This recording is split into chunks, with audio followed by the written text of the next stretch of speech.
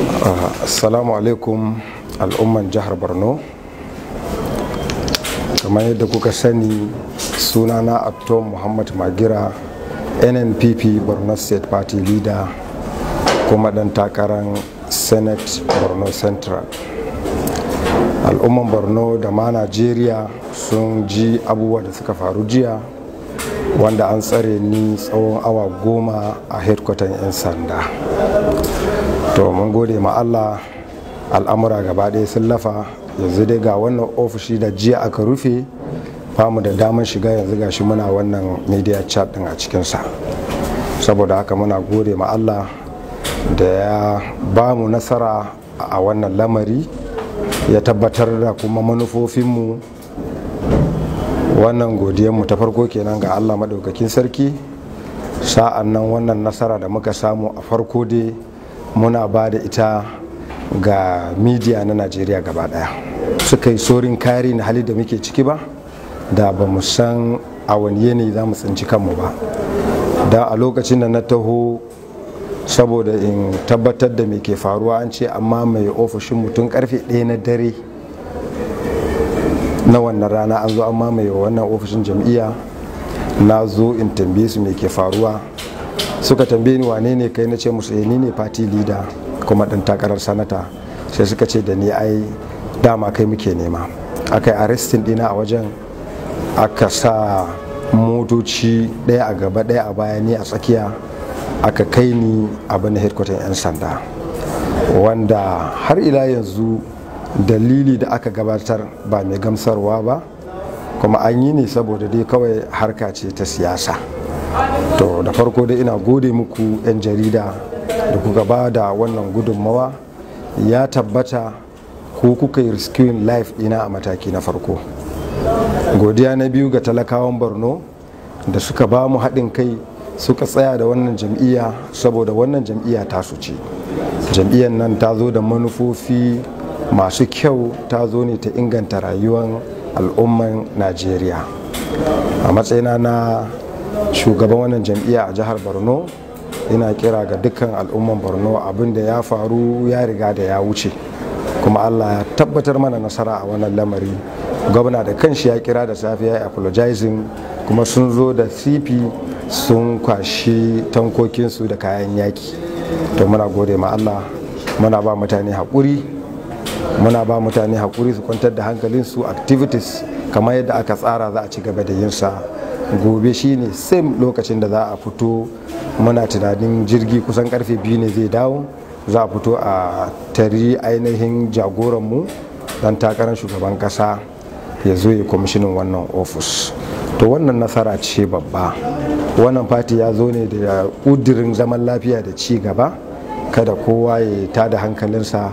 Jiya kowa a fusace yake, watakila mun yi maganganu irin wanda suka dace a jiya, amma yanzu tun da an riga da an ba da haƙuri, gwamna da kanshi ya kira ya ba da haƙuri, to duk abin da ya faru ya wuce.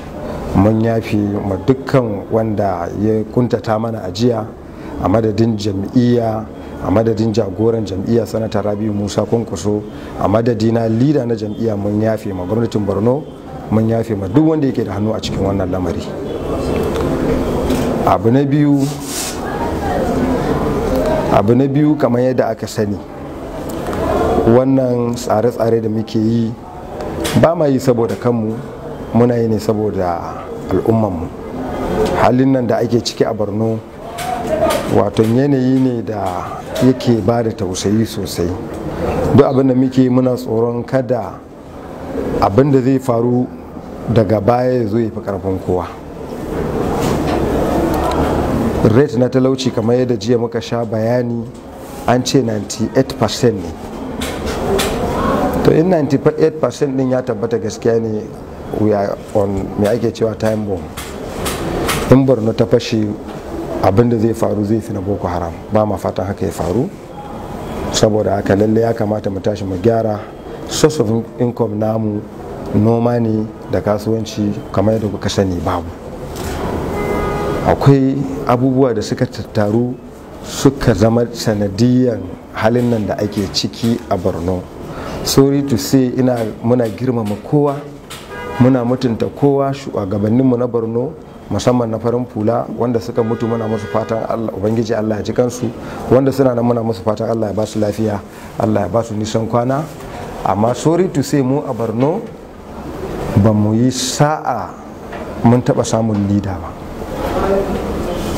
Da abin da muke samu a Borno rulers ne.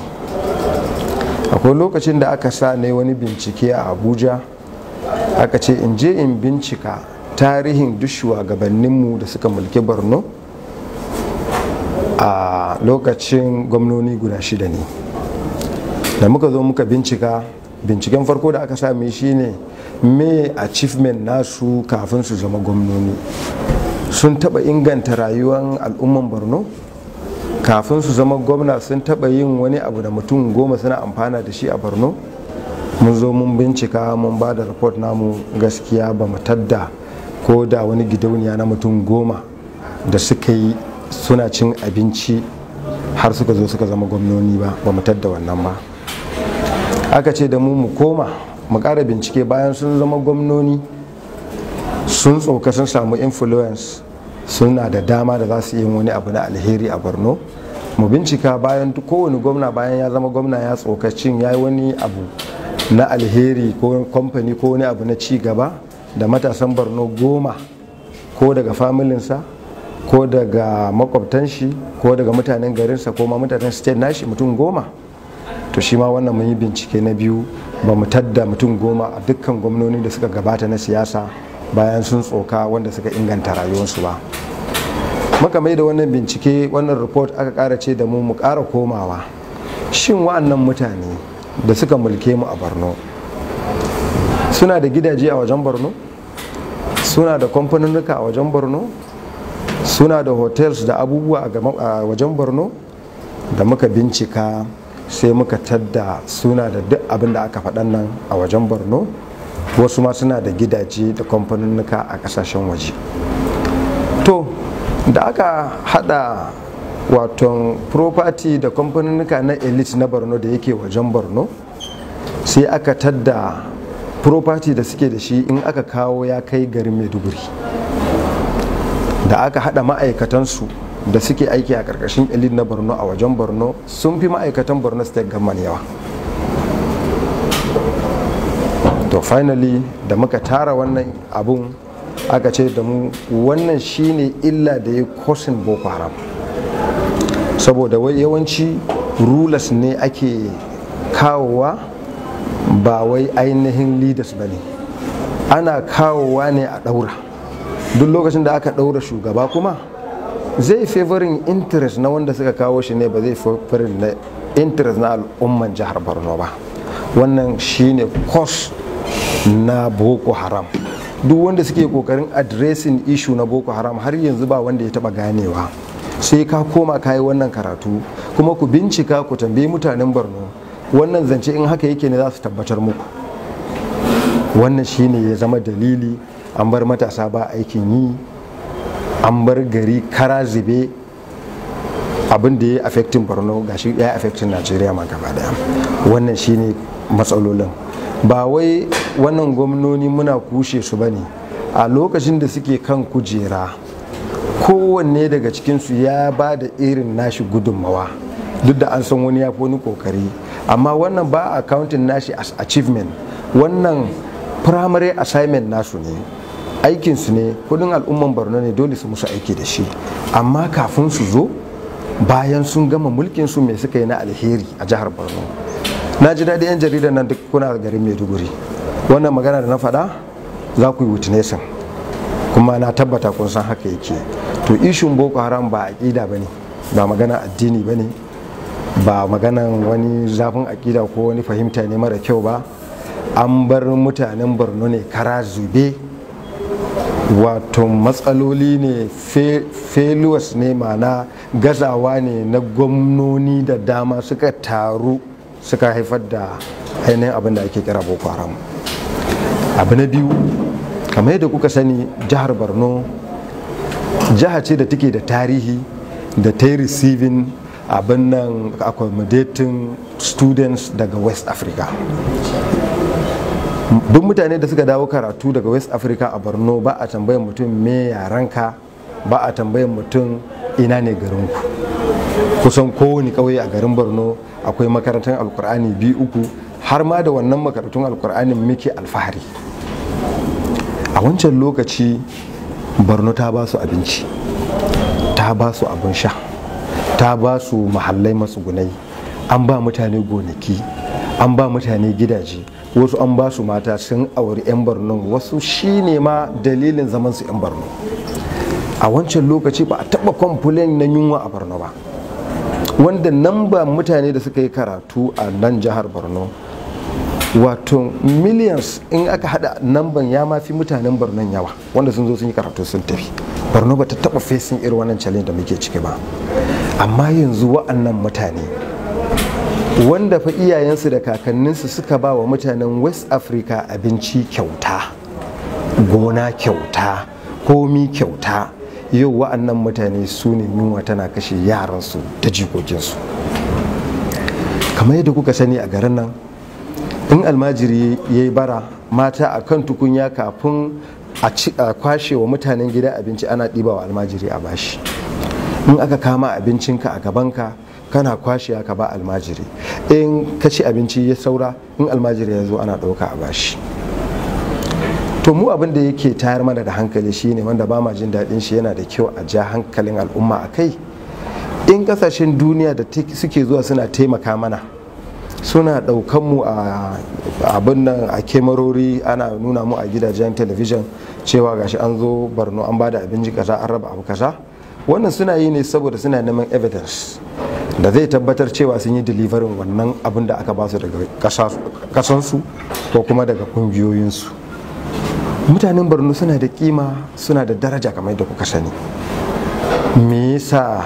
Tun da gwamnatin Borno ta san namban camps da take da shi, ta san inda take kai mutane local governments, ta san rumfunan leda ko tamfol da ta musu, tunda suna sanarwa household kaza aka ba su abinci kaza, mata kaza an ba su abu kaza. Why not? Mutumin Borno yana da darajan da ya fi karfin sai ka aje shi a rana yayi ne zaka ba shi abinci kuma ka nuna ma duniya. Tunda an san namban gidajen nan, an san sunan mutanen nan, why not aje abin nan me yake da suna shelter ana ba su abincinsu. Muna gani haka kamar ya fi mutunci ma dan Borno. Don a lokacin da muka ba mutanen Afirka abinci, ba mu taɓa nunawa ba, ba mu taɓa tallacewa mun yi abu kaza mu Afirka ba. Ina fatan za a fahimci abin da nake nufi. Ma'ana duk abin da ake so ka yi shi a mutunci. Wannan tsari da ake yi gwamnatin Borno tana yi, ba mu gamsu da shi ba. Ta san namban mutanen nan, ta san sunayensu, ta san camps da suke yi. Ba ma son ana raba musu abinci a rana, ana haskawa, ana tallace yunwanmu a Borno ba ma jin daɗin haka. Kimanmu da darajarmu yanzu hali da muke ciki, ba mu taɓa fita mun ɓata kanmu ba. Report da muke da shi last 2 weeks, matan aure a Borno 70% sun sai da kayan jerin ɗakunansu sun ci abinci. Report da muke da shi, akwai wanda suka sai da gado, akwai wanda suka sai da carpet, akwai wanda suka sai da television. Ku yawata ɗakunan matan auren Borno, duk an sayar an ci abinci. Rate na talauci kamar yadda na faɗa muku 98%. To fa masu cin abinci masu uku 3 square mil a Borno fa 90% ba sa cin abinci sau uku. Cause of death based on medical reports, duk da source din ba mu inganta shi, ba mu tabbatar da shi ba, amma labari da muka samu shine 70% na death mamatan Borno, cause of death nasu yunwa. Cause of death nasu yunwa. To wannan state din yana wani yanayi ne da rufa-rufa ba zai amfani ba. Dole mu addressing challenges din, mu fito da kanmu. Duk wanda zai iya bada wata gudunmawa da za ta inganta rayuwar dan Borno, wallahi ya zama dole ne a kansa, ko kana siyasa ko baka siyasa. Ni fa siyasa ba layi na bane, ni fa dan kasuwa ne, kuma siyasa a wajena ba sana'a bace. Ina da harka na da nake business, nake cin abinci. Na shiga siyasa ne saboda amfanin al'umma, na shiga ne saboda in taimaka in ga cewa in ga cewa rayuwar al'umman Borno ta inganta, in ga na talaucin nan mun rage shi, in ga adadin marasa aikin yi mun rage shi, mu ga yaranmu da suke ba sa karatu yanzu. Inda an faɗa maka namban mutanen Borno yara da yanzu ba sa karatu, ko dalilin babu ya hana su karatu, ko kuma dalilin babu dama na tsaro su yi karatu, wallahi za ku ba kanku abin zai ba ku mamaki. Last 2 weeks a unguwanmu ya faru. Kun san yanzu a garin Maiduguri ana kidnapping. Last 2 weeks a Gwange a unguwana, yaro da aka sace na san baban shi. Yan napep sun zo wuciya da napep sun ga yaro mai shekara 4 zuwa 5 yana tafiya, sai suka tsaya, kai yaro zo, sai suka bashi minti, suka dauke shi suka sa shi a napep, suka tafi da shi. Sun je sun goye shi, suka kara dawa sai unguwan, sai suka ga shagon POS, sai suka yi dalin namba mai POS, suka tambaye suka ce akwai yaro da ya bata a unguwanku? Mai POS ya ce a ban sani ba. Suka ce ka bincika. Mai POS da bincika sai tadda yaron wani ya bata, sai kira sai ce kwarai akwai yaro da ya bata. Sai suka ce a ba bata ya ba, kidnapping nashi muka yi, sai an bamu naira kaza. A ƙarshe an daidaita da su naira 200,000 aka ba su, karo aka yi a unguwa a nan Gwange garin Maiduguri. To ina faɗa muku halin nan da muke ciki, in ba mu tashi mun gyara ba, in al'umman Borno ba su dawo da investment nasu zuwa garinsu ba, masu galihu, masu ruwa da saki, masu dama a Borno da suke waje suna kasashen duniya ba su shigo ba, to wallahi Borno nan ba wanda zai iya zama nan gaba, saboda a gidajenmu ba za mu iya kwana ba. Ku yanzu ba akwai dan kwarye-kwaryen zaman lafiya ba ce har kun taso kun zo nan yanzu gashi muna magana da ku ba, to wallahi wannan ma zai gagara. Recent example kuma abun mamaki, wannan kudin an bayar, an saki yaron. A nan abin da nake so na ja hankali shine, muna yaba ma jami'an tsaronmu, suna nasu kokari, intelligent namu sun san me suke, amma wai akwai abin da Hausa suke cewa wai in dambu yayi yawa baya jin mai. Abin yayi yawa ne, problem din akwai ina ne. For example yanzu inda zan tambaye ku, wato komi ya kwace a Borno, control na komi ya kwace, hatta na gidajenmu ya fara kwacewa, na yaranmu ya fara kwace mana. Yanzu a unguwa akwai wanda zai magana a ji shi? Kun san babu.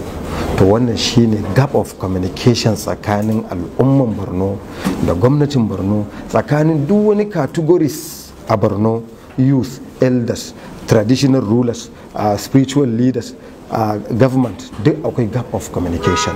Ba wanda yanzu a Borno zai magana a saurare shi, ko jama'a in akwai wanda ya magana ana sauraren shi, sai dai a using power, kamar yadda je aka yi amfani da karfi aka zo aka hana mu. To sai dai ta wannan hanya, amma ta hanyar wai gwamna ya yi magana a saurare shi, kun san ba a yi, sarki ya magana a saurare shi ba a yi, malami in yi magana yanzu a Borno, ya almajiran shi kadai suke jin maganin shi. To wannan problem ne, ma'ana society mu ya bubbude. To dole mu ƙara komawa mu haɗa kan al'umman Borno gaba daya. Abinda muke faɗa ba mu faɗa saboda mu kushe wani ba, mun faɗa ne saboda mu ɗauki example na mu gyara, ba wai laifin mutum ɗaya ba ne, abu ne ya taru da yawa. For example yanzu in muka dawo siyasa, yanzu haka muna da membobin majalisa 28, ba mata na da 2, muna da chairmanonin local government 27, muna da abin nan make da suna commissioners 20, muna da advisors, muna da reps 10, muna da senate 3, muna da governor, muna da deputy governor, muna da duk wani structure na gwamnati da ake bukata. Shin duk 'yan siyasan Borno nan akwai wani chairman ɗaya da za a mentioning a Borno state ya yi wani abu na a yaba masa, wani achievement tunda ya zama chairman, ya yi wani abu da mutanen garinsa sun yi appreciating cewa gashi an samu ci gaba a soso local government? Mun yi bincike an ce babu. In akwai sai a nuna mana. In ka zo in terms of parliament, akwai fa wanda yanzu an zaɓe su zaɓe na 5, so 5 ana maimaita su, ko bill so ɗaya ba su taɓa passing ba a parliament na Borno. As lawmakers ba su taɓa kawo wani law da zai kawo sauƙin rayuwa a jihar Borno ba. Ku bincika, wani ma bai taɓa magana ba. in ka dawo maganan commissioners suke da ministries a hannunsu, dukkan mu nan witness ne muna Borno. Wani ministry ne ya kawo wani ci gaba da za mu iya mentioning? Wani commissioner ne? In ka dawo rep same, in ka dawo senators same problem. Mutane su ma ba su san ma me aikin sanata ma, mutanen Borno ba su san ma me ainihin aikin sanata ba. To dama abin da muke son mu ji hankali anan shine problem namu kullum in ba leaders muka samu ba, to problem namu ba zai kunce ba. Babu local government da suka daga hannun mutum saboda kyautatawansa, saboda mu'amalarsa mai kyau, saboda halin shi mai kyau, mutane sun daga hannun sun ce ga wanda muke son ya zama jagora, wanda gwamnati ta jawo ta saba. A'a, kama daura ne aka yi gaba daya. Shine abin da na faɗa na farko. Wannan kuma duk wanda aka kawo shi ne to zai aikin wanda suka kawo shi ne, tunda ba jama'a ne suka zaɓe shi ba. Wannan shine reason da ya sa na bar APC. Mun tsaya ne a APC, na yi takarar gwamna, na ba da nawa gudunmawa wanda da shaidan shi His Excellency the Executive Governor of Borno State Babagana Umar Zulum yana ce mun banda Kashim Shettima ba wanda ya taimake shi ya mishi aikin da na masa. Wannan shaidansa shi. Ya taba tambaya na bayan mun kafa gwamnati me nake bukata, na ce da shi ina son Borno ta yi kyau, shi ne bukata na wajenka. Dalilin wannan ya bani ainihin aiki da ya fi kowane wahala a jihar Borno. Na tambaye shi me yasa ka bani wannan aikin, ya ce saboda ya ga zan iya. Kun san wani aiki ya bani? Ya ce in yayi ba daidai ba in faɗa masa ko baya so. Kuma Allah shaida ne, ina faɗa masa gaskiya a kowane lokaci. A ƙarshe da na ga cewa system na Borno ɗin ba zai canza ba, kuma babu wani kudiri da aka yi ma future a yanzu wanda zai inganta rayuwarmu nan gaba, to na gaba amfanin in zauna a APC. Ga yadda muka yi da gwamna ma na bar APC, ina son duniya ta sani. Bayan ina tunawa ran da Asiwaju ya zo Borno, same date na kira gwamna, na ce masa ya excellency ga komi na siyasa ya kare. Tun da muka shigo APC ba ku taba kiran mu ko da stakeholders meeting course, ko da so ɗaya ba a taba kira na meeting na party ba. An zo an yi conducting local government elections, ko da a committee a sani ba a taba engaging dina a lamarin nan ba. Muka zo muka yi what congresses, muka yi local government, muka yi state, ko a committee a sa in yi aiki ba a sa ba. Har an zo an yi abin delegate congresses, na ce masa har na unguwa na ma na wadina ban san masu aka dauka ba. To your excellency, tunda yanzu komi na siyasa ya kare, ya ce mun haka ne. To fa yanzu ni da jama'a na bamu da abun yi, ya ce mun gaskiya ne. Na ce to za mu bar jam'iyya, ya ce min yayi kyau, yayi daidai, Allah ba da sa. Na ce masa mun gode. Kun ga yadda na bar APC. Na bar APC ta hanya na lumana, ta hanya na mutunci. Tunda nake APC ban taba samun matsala da kowa ba, na mutunta kowa, na bar su ma a mutunce. Na yi tunanin me ya kamata mu yi, shin in bar siyasa ne? Na nemi gwamna 2019, na nemi national vice chairman north east, wanda inda an yi zaɓe da na ci, saboda na tafi 36 state na zauna da party chairman da executive na APC a ko'ina. Na zauna da delegates, na zauna da gwamnoni da yawa. Finally gwamna ya ce min ya yi min step down, ya min withdrawal on my behalf a cikin Eagle Square. Na ce masa excellency, as leader kana ganin kayi daidai? Ce yana ganin yayi daidai. Na ce masa to yayi kyau, na yadda. Na step down. Ya ce ka rubuta withdrawal letter ka, in kun kula za ga da biro na rubuta. Wannan abin da muka yi a lokacin da muke APC.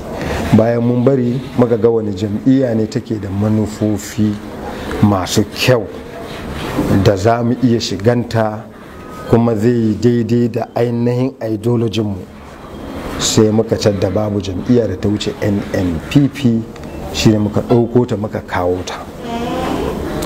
Abin da nake son tabbatar muku anan shine muna da political parties 18, amma ina tabbatar muku wannan NNPP ita ce ainihin the real opposition party a Borno State, duk da ta dawo a baya.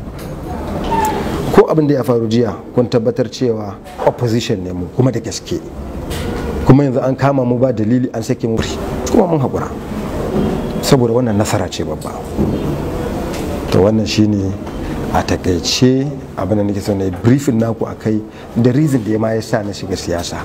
In akwai wanda yake da tambaya, to da Allah ina son kowane gidan rediyo ko jarida ya fara faɗan sunan shi da jaridansa, saboda kuma ina son tambayan ya zama na hankali, don state namun nan example na Borno State ka fahimi ciwo din, da Allah komi ai a hankali. Bismillah. Sunana Atiku Galadima, correspondent na Nigerian newspaper, kuma correspondent na Farin Wata TV da Vision FM a Borno. Ƙarin bayanin da muke so ka yi mana Your Excellency shine akan abun da za ka yi wa Borno Central. Borno Central wasu suna ganin cewa shekara da shekaru ana tura mutane ne wanda ba sa wakiltar su yadda ya kamata. Wani tsari kai ma mutane tanadi don Borno Central, kasancewar kai ne dan takarar senator a nan Borno Central? To madalla, na gode. Kasan shi kujeran senate wakilci ne, yawanci sai dai ayyuka da za su zo as constituencies, projects da sauransu. Guduri da muke da shi a Borno Central, kamar yadda ka sani, Borno ta rabu gida uku. Muna da Borno Central, muna da Borno North, muna da Borno South. Borno Central tana da ainihin wanda ma za su yi zaɓe, 45% na wanda za su yi zaɓe a Borno suna Borno Central ne, 22% suna Northern Borno, 33% suna Southern Borno. Challenge da ya sa ma ko jiyan duk kaji hankali yana kaina, saboda duk inda muka ci Borno Central to mun riga mun ci zaben Borno ne, kuma mutanen Borno sun riga da sun sani wakilci da aka musu a baya. Bana kushe kowa saboda kasan siyasa ne, amma mutane sun zo sun ce duk wanda suka wakilce su a baya ba su wani achievement da za su iya ambatawa. Wani lokacin da ya zama senate ba su ga me ya musu ba, wani da ya zama senate ba su san me ya musu ba. An yi sanatoci a Borno Central kusan mutum 5 zuwa 6, ba zan yi mentioning names ba, amma an ce ba a tabbatar da kowa a cikinsu wanda yake da ainihin abin da za a zo a gani ba, sai dai an mentioning ɗaya daga cikin sanatoci wanda ya ɗauki yara aikin police, ya ba yara scholarship, dai an ambaci mutum ɗaya a cikinsu, kuma ba na son in kama suna, ka gane. Amma ni na san problem na matasan Borno Central na wannan 8 local government da yanzu nake kokarin in wakilce su: Maiduguri, Jere, Mafa, Dikwa, Ngala, Kala Balge, Kondaga, Bama. Don na san issues na wannan abun kafin in ce zan yi takarar senate, sannan na bi matsalolin kowane kategori a wannan yankin, na matasa, na mata, na manyan mutane, na ma'aikata, masana'antu, manoma, don na adiresin wannan issues din. In Allah ya bani nasara mutanen Borno sun zaɓe ni, to ba zan ce komi a yanzu ba, amma za mu ƙara irin wannan zama a lokacin.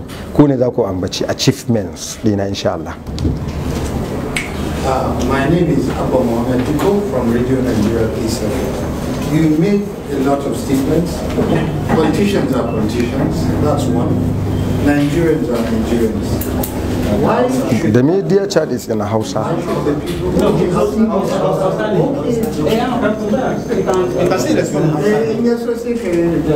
So like I said, politicians are politicians. Nigerians are Nigerians. What makes you different from other politicians, and why should the people of Borno vote for you? Okay, thank you. Abin da ya sa kamar da na faɗa muku, ni siyasa ba sana'a bane a wajena. Ina da nawa business. Na zo ne saboda ganin hali da ake ciki, kuma ina sai in gana taimaka ma al'umman Borno. Mun yi rescuing life nasu, mun cire su a wannan hali da ake ciki. Kuma mutanen Borno sun yi understanding dina based on political history na, sun san ayyuka na alheri da muka yi a wajen gwamnati, kuma suna da confidence a kanmu. In Allah ya bamu gwamnati za mu yi musu abin da ya dace. Thank you. Sunana ne